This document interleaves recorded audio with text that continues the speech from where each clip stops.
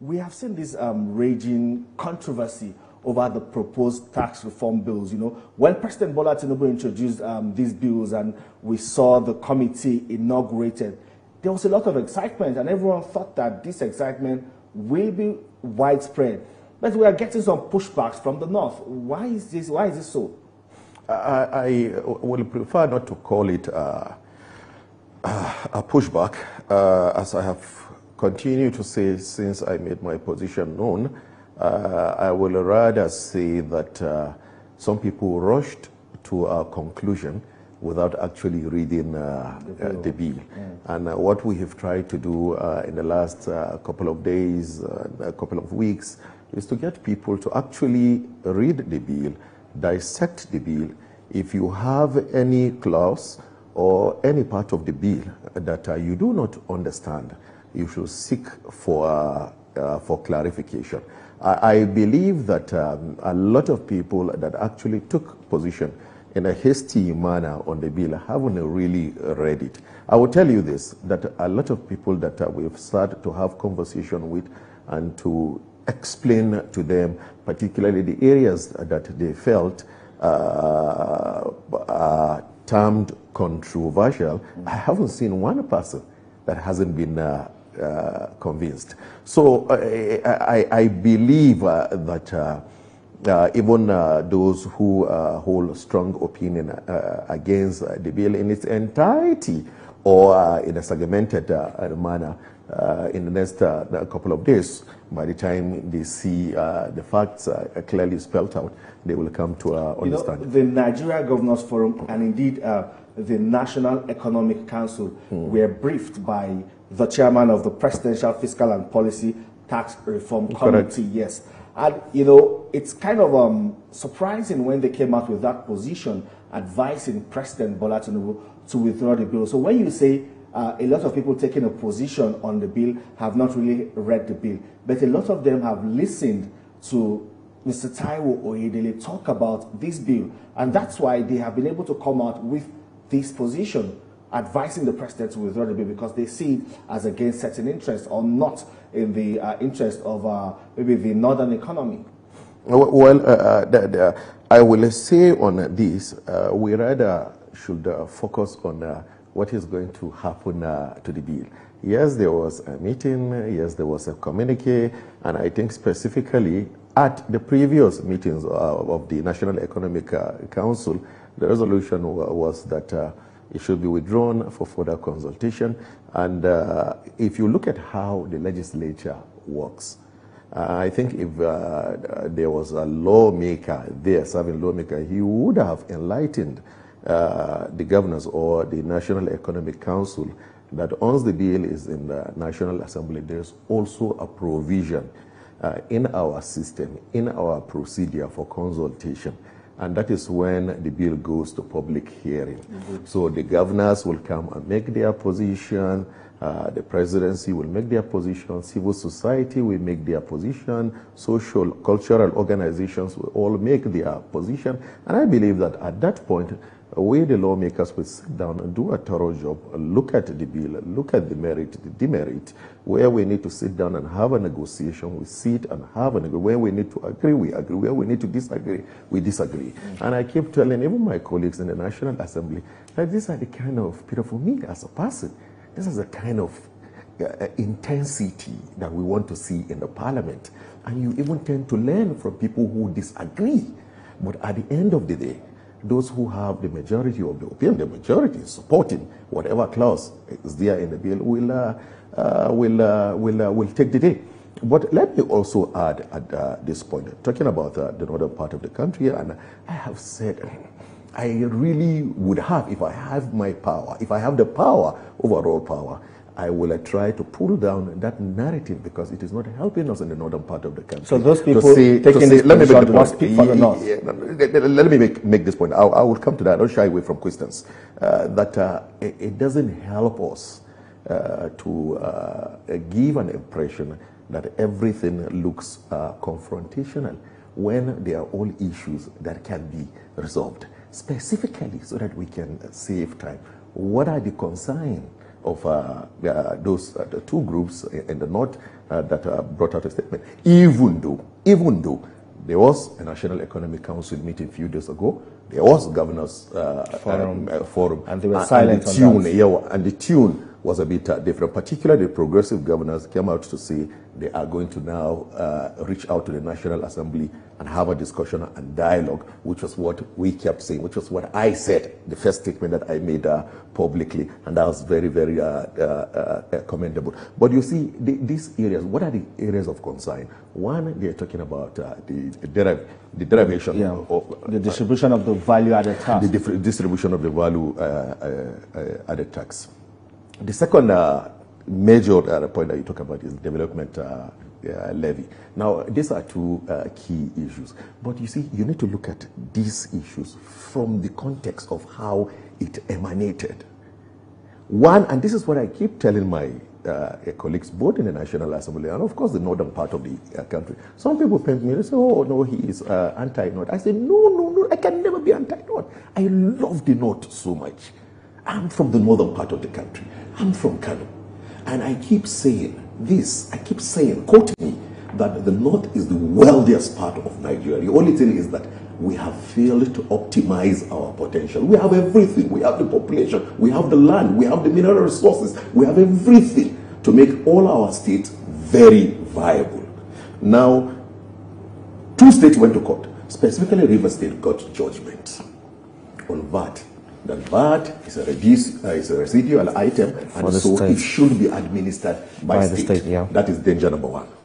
Now, assuming the federal government in the 9 days of the Buhari administration decided to implement that judgment, or the current president at the beginning of his term decide to implement that judgment, nobody would have blamed him. So I'm not trying to defend the president. Nobody, we should look at issues very clearly. Nobody would have blamed him. They would have said, oh, a state went to court, and the federal government would be compelled to do that. So that was the beginning of the crisis. In any case, there's always been issues around the VAT and who should legislate, because it's not in the exclusive list, it is not in the concurrent list, it falls within the residual list. The second thing that happened was that even myself as chairman of finance, I was former chairman of the House. So when I talk, I'm not talking just for talking's sake. I'm talking based on facts. I've done this work. I've oversighted federal inland revenue for 4 years. I was chairman of appropriations in the House. So I understand these issues very clearly. Now, the second key issue is the contention about VAT being consumed in a particular, the products being consumed in a particular place, why the collection is being recorded in the headquarters of the companies that own those products. I tell you this, myself and a lot of Northerners, we've been against that headquarters system. We fought against it. We said we do not want it. Everybody kept fighting about it. But as soon as the bill comes in, the bill addressed one major contention issue, which is the issue of the headquarters system. Then the bill said, okay, please, let's resolve it. Don't forget, there is a subsisting court judgment. Now they were proceeding to a Supreme Court, because the appeal court has affirmed that state government should legislate over VAT. Yes. So now this bill now said, okay, let's resolve that. And I'm pretty sure the bill is coming and being pushed in a bit of a hasty manner so that it can preempt the court judgment, because if they go to Supreme Court and get the judgment, all this talk that we are talking about, in fact, completely the North will go to ground zero. So the bill is trying to even protect the North from a calamity. So I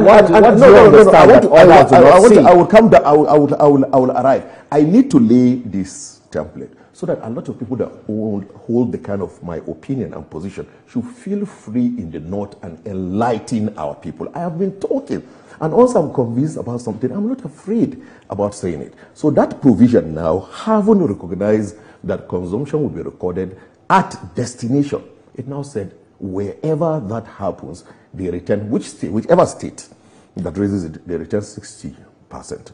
So that scares. And some people went to market shouting all over that, oh, the entire resource. But that is a wrong notion. Why? Because both northern state and a lot of southern states also have low consumption. So it is also going to affect them. You know the interesting tip? And a lot of those that I speak to, they get very surprised about this. The lowest in consumption is not even a northern state. It's Cross River and Imo. Now, since we found ourselves in this situation, what did we say? I now came out, I spoke. I said, look, the best thing for us is to negotiate. It is no sacrosanct. The development levy, everything, which I understand why it was done. I think in the course of this conversation we're going to discuss about that. But essentially the one that is born in the fire is the derivation. So you can negotiate it downward. We are now, it's a double-edged sword. For instance, now if you throw away the bill and then they go to Supreme Court and they get a judgment, we're going to lose everything. Don't forget, some of even these government agents, commissions like the Northeast Development Commission and some of them, all have been funded from VAT. If you go to court and you get that judgment, we will lose the whole of that. And you know the interesting thing? We can sit down and agree, reduce the number, because the conversation will not die. One of the things that we've seen in this country over time is that there are certain conversations that are critical to the unity of this country. Once it starts, it will never go down. That is why today you see the Northwest Development Commission established, because the conversation that came up and they have to negotiate, and we got it. That's why you see the Niger Delta Development Commission. That's why you see the Northeast Development Commission. That's why you see the 13% derivation. So that matter will never go down. So the best approach for us is to sit down, and I will tell you this in all sincerity. Quote me. I'm on national or international TV. I do not see a clause there that is outrightly harmful within the entire ecosystem of our financial position in this country to the northern part of the So now the question is, this whole controversy, is it a lack of understanding or it's politics? Well, I hold our governors in high esteem. I hold our northern leaders in high esteem. And I don't want to say something that will create like a crisis situation. But there are some that would have done it with every sense of honesty. And probably what they needed was further research and explanation. But I also believe that a bit of politics came into it, not only from the northern part of the country, but also from the southern part of the country. And also even internally within the APC, because I can also tell you that because we're having conversation at the level of the National Assembly. But I also believe that we will do our work. The bill will be negotiated and it will be passed. But again, it surprises you. You will see even senior members of the APC within the National Assembly. They will approach you and you will tell them, look, what is the issue? Put the facts. Let's see it. What are the issues? What is it? Now, if you talk about even states that have low consumption, the gentlemen that put together this bill, they weren't sleeping. They also know maybe you will have a situation where some states will not be able to get what they are getting. But it is not limited to only the north. There are also southern states. That's why I started with the conversation that I hate the idea that some people succeeded in making it look like the north is fighting. So an equalization fund was created. And that equalization fund, the purpose of that equalization fund is that by the time this new region comes into force and you share the VAT, and you do the running average and see that some of the states are not getting what they are supposed to, particularly those with the low consumption, before they are able to open up their economy and increase it, because it will encourage competition. Everybody will like to also improve what he has. That is also the silent advantage. They will go into the equalization fund, mop out some resources and augment the resources of some of the states that are not able to meet up. Look, I tell you this. The 4 or 5 highest earners, at the end of the day, probably will be the losers. Lagos, the headquarters system according to Zach Adedeji, Lagos alone takes 42% of the VAT, while Rivers takes about 16%, or your 5.2%, and the FCT 10%. I said these 3 states take more than 70% of VAT, because headquarters of service providers and most of these are big blue chip organizations are situated there. But consumption does not accrue. 70% of consumption does not accrue from these 3 states. Absolutely, absolutely. So they will. So it's unfair. It's not. This is not equity. So it is not equity, and that is why we are saying that the intention of the bill is to create equity. Is to take from those who are even getting more and give to those who are not getting as much as that. So completely, it wasn't understood initially. But I also believe that some elements decided to play politics with it, and unfortunately, they got to the market before us. But the worrisome part of it is that the core, I'm sorry, I'm not trying to prognose into a party that I have no, but I believe it is a responsibility of the legislatures from that party, ministers from that party, head of MDAs from that party. They all have them everywhere. And this bill is available. Read it. It's in black and white. It's simple English. What you do not understand, you will understand it. You don't push it to the chairman of Federal Revenue, whom I have described as very courageous. So you think members of the APC are not doing enough? Let me tell you something very interesting. In pushing this bill. Let me tell you something very interesting.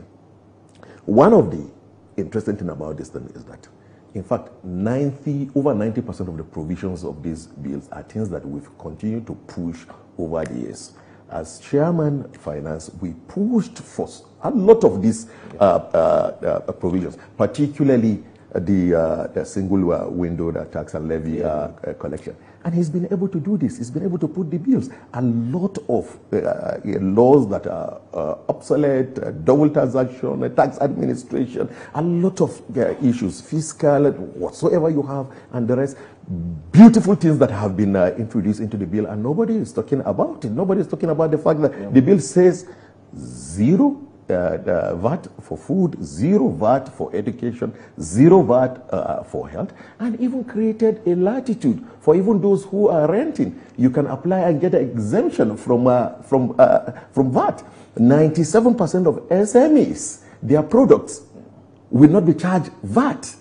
So it's a pro-tax. And it does not seek to increase it. Yeah, I sleep every night and I have sleepless night. What sort of country is this? What kind of country, for goodness sake, what kind of country is this? Well, you said now, something. The issue is that, let me also add, no any bill in the National Assembly that has ever passed the National Assembly without meeting some form of amendment, some form of panabiting, and the rest. So don't make it a war situation. After all, it's going to pass through the processes. The amount, the percentage for this will be negotiated. Let me cut in quickly. Everything will be looked into. Let me cut in So quickly. what is the problem? You said